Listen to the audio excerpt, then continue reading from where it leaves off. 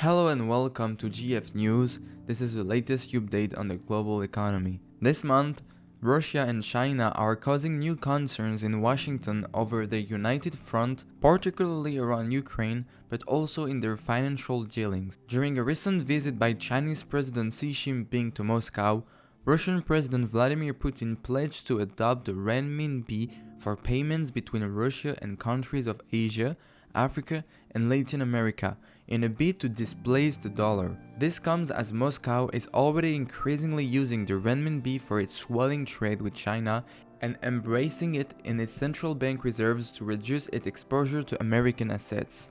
Until recently, most Western economists would have said that this does not matter.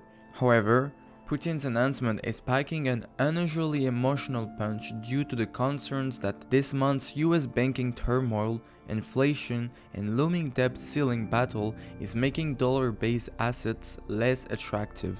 Even before Xi's visit to Moscow, the Saudi government announced that it will start invoicing some oil exports to China in renminbi. France just did its first liquid natural gas sale in RMB, and Brazil has embraced the currency for some of its trade with China. There is absolutely no sign that these token gestures are hurting the greenback right now, but there is some thought-provoking research on trade invoicing published last year by the Center for Economic Policy Research that suggests the dollar's dominance could shift. As Chinese trade has expanded in recent years, renminbi use has risen too, so much that it now exceeds euro usage for trade invoicing. A $200 billion offshore renminbi market has already emerged, and the currency is being used in invoicing and settling China's foreign trade and payments, and has a global network of clearing and payments.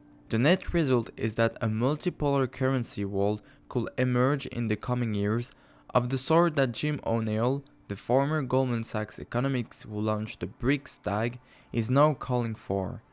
This could come as a shock to American policymakers, given how much external financing the US needs. So investors and policymakers alike need to watch the geeky details of trade invoicing in the coming months.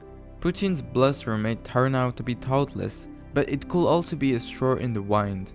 Alibaba executives have said that the company will consider giving up control of some of its businesses if they choose to list, as part of a restructuring plan that will see the company split into 6 semi-autonomous units. The new units will each have their own CEO and be controlled by a holding company. They will be allowed to bring in outside capital and pursue their own IPOs. Alibaba CFO Toby Xu said that the company will evaluate the strategic importance of each business and decide whether or not to retain control after they go public. The company has also been selling off some of its outside investments and plans to continue to do so to improve its capital structure. Analysts believe that the new business units could meet the listing requirements of Hong Kong main board listing rules after 3 years. Alibaba has not provided a timeline for when the units might seek outside capital or list publicly.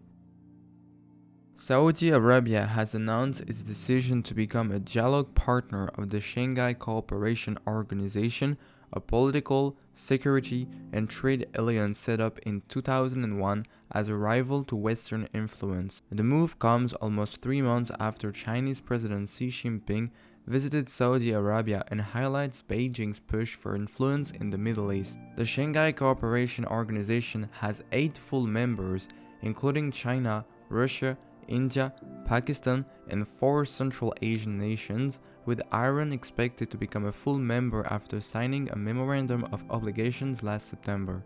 That was it for today's news. Thank you for listening and make sure to subscribe.